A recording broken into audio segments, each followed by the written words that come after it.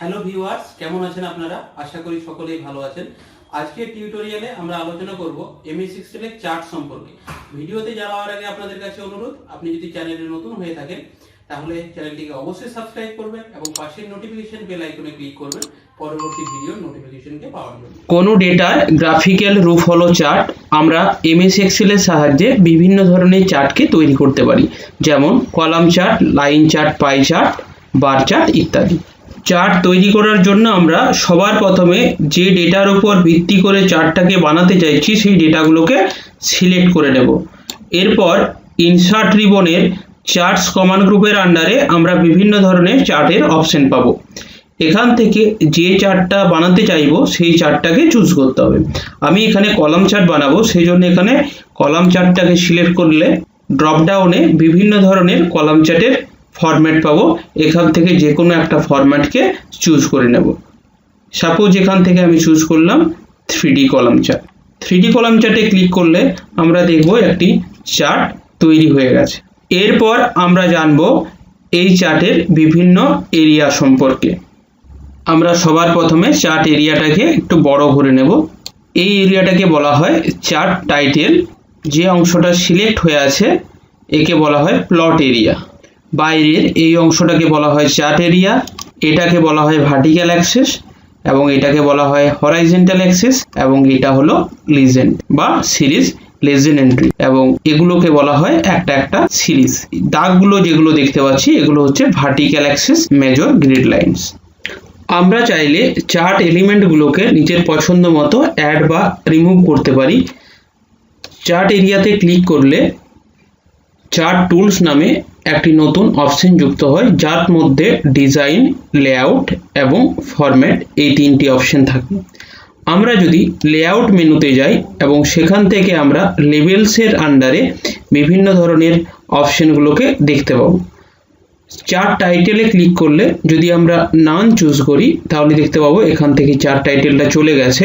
আবার chart title থেকে যদি আমরা এখানে পজিশনটাকে চুজ করি, সাপোজ এখানে চুজ করলাম অ্যাবাভ চার্ট, তো আবার দেখতে পাচ্ছি যে চার্টের উপরে এখানে চার্ট টাইটেলটা এসেছে, এবং আমরা এখানে ক্লিক করে চার্ট যে টাইটেল ডিফল্ট এসেছিল সেটাকে আমি মুছে দিয়ে নতুনভাবে চার্ট টাইটেল সেট করে নিতে পারি।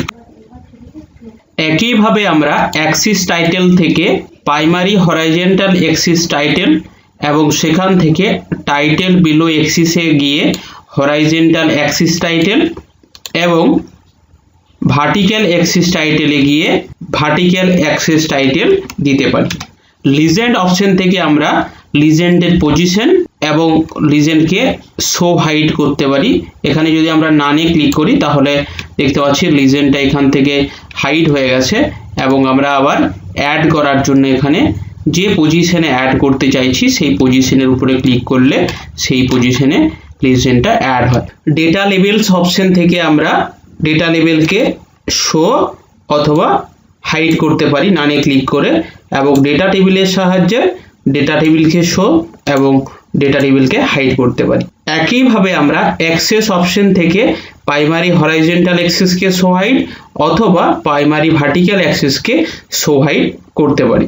গ্রিড লাইনস অপশন থেকে আমরা প্রাইমারি হরাইজন্টাল গ্রিড লাইনস এবং প্রাইমারি ভার্টিক্যাল গ্রিড লাইনসগুলোকে শো বা হাইড করতে পারি। চার্ট ওয়াল অপশন থেকে চার্ট ওয়ালকে শো হাইড এবং চার্ট ফ্লোর থেকে আমরা চার্ট ফ্লোর এরিয়াকে শো হাইড করতে পারি।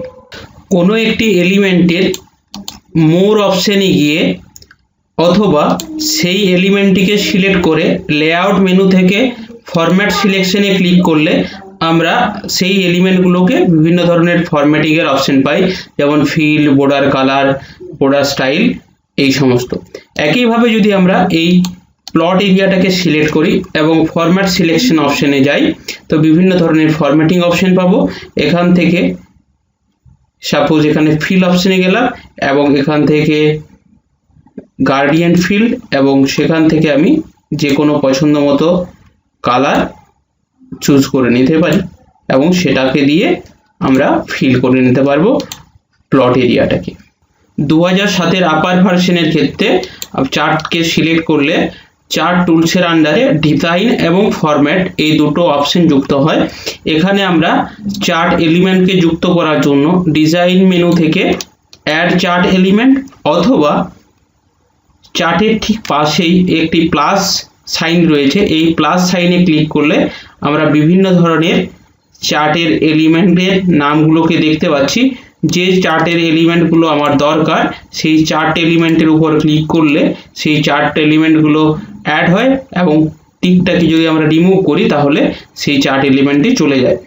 একইভাবে আমরা মোর অপশন থেকে আমরা বাকি অপশনগুলোকে পেয়ে যাব। ডিজাইন অপশন থেকে আমরা বিভিন্ন ধরনের চার্টের স্টাইল পাবো, সেখান থেকে আমরা আমাদের পছন্দ মতো স্টাইলকে চুজ করে নিতে পারি। তাহলে দেখতে পাচ্ছি যে স্টাইলটা চুজ করছি সেই স্টাইলের চার্টটা এসেছে। এছাড়াও বিভিন্ন ধরনের চার্টের লেআউটকেও আমরা এখানে চার্ট লেআউট থেকে চেঞ্জ করে নিতে পারি। চার্টকে ডিলিট করার জন্য চার্ট এরিয়ার উপর ক্লিক করে কিবোর্ডের ডিলিট কি প্রেস করলে চার্টটি ডিলিট হয়। আমরা ডেটাকে সিলেক্ট করার পরে যদি কিবোর্ডের অল্ট F1 কি প্রেস করি তাহলে আমাদের ডিফল্ট যে চার্ট সেট হয়ে থাকে সেই চার্টটি চলে আসে। আমরা যদি ডেটাগুলোকে সিলেক্ট করার পরে কিবোর্ডের F11 কি প্রেস করি তাহলে চার্টটি নতুন একটি শীটে ওপেন হয়। এখানে একটা ডেটা রয়েছে যেখানে ইয়ার ওয়াইজ সেলসকে দেখানো হয়েছে। তো আমরা যদি এই ডেটাটাকে সিলেক্ট করার পরে একটা কলাম চার্ট তৈরি করি তাহলে এখানে দেখতে পাচ্ছি হরাইজন্টাল যে এক্সিস সেই হরাইজন্টাল এক্সিসে ইয়ার এর পরিবর্তে 1 2 3 4 করে এভাবে এসেছে। তো আমরা যদি এখানে সালটাকে নিয়ে আসতে চাই তাহলে আমরা এখানে ডিজাইন যে মেনু রয়েছে ডিজাইন মেনু থেকে সিলেক্ট ডেটা অপশনে যাব। সিলেক্ট ডেটা অপশনে যাওয়ার পরে এখানে হরাইজন্টাল ক্যাটাগরি অ্যাক্সিস লেভেল এটা 1 2 3 4 রয়েছে, আমরা এটাকে এডিট করে নেব। এডিট করে নেওয়ার পরে এখানে যে রেঞ্জটাকে নিয়ে আসতে চাইছি সেই রেঞ্জের ডেটাটাকে সিলেক্ট করব। রেঞ্জের ডেটাটাকে সিলেক্ট করার পর সাথে সাথে দেখতে পাচ্ছি হরাইজন্টাল অ্যাক্সিসে ইয়ারগুলো চলে এসেছে। তো এরপর আমরা ওকে করে দেব। এরপর আরেকবার ওকে করব। 2007 আপার ভার্সনে চার্ট ফিল্টারের অপশন পাই, যেখান থেকে আমরা পছন্দ মতো চার্টের ডেটাকে ফিল্টার করে নিতে পারি। যেমন এখানে আমি যদি ত্রিপুরা এবং আসাম এই দুটো ডেটার মধ্যে কম্পেয়ার করতে চাই তাহলে এই ডেটার দুটির উপর চেক মার্ক দিয়ে যদি আমরা অ্যাপ্লাই এ ক্লিক করি তাহলে দেখব শুধুমাত্র এই দুটো স্টেটের ডেটার উপর বেস করে চার্টটা শো করছে। আবার সিলেক্ট অল করে দিলে সমস্ত ডেটাগুলোই আবার শো করবে। এরপর আমরা জানবো পাই চার্ট সম্পর্কে। পাই চার্ট তৈরি করার জন্য আমরা সবার প্রথমে ডেটাগুলোকে সিলেক্ট করে নেব। এরপর ইনসার্ট রিবনে চার্টস কমান্ড গ্রুপের আন্ডারে পাই অপশনে ক্লিক করলে আমরা বিভিন্ন ধরনের পাই চার্টের অপশন পাবো। এখান থেকে আমি 3D পাইটাকে চুজ যদি করি তাহলে দেখবো 3D পাই চার্টটা চলে এসেছে। একইভাবে চার্ট টুলসের ডিজাইন, লেআউট এবং ফরম্যাট এই তিনটে অপশন অ্যাড হয়েছে। তো আমরা এখানে ডিজাইন, লেআউট, ফরম্যাট থেকে আমরা চার্টের ডিজাইন এবং লেআউটকে মডিফাই করতে পারি।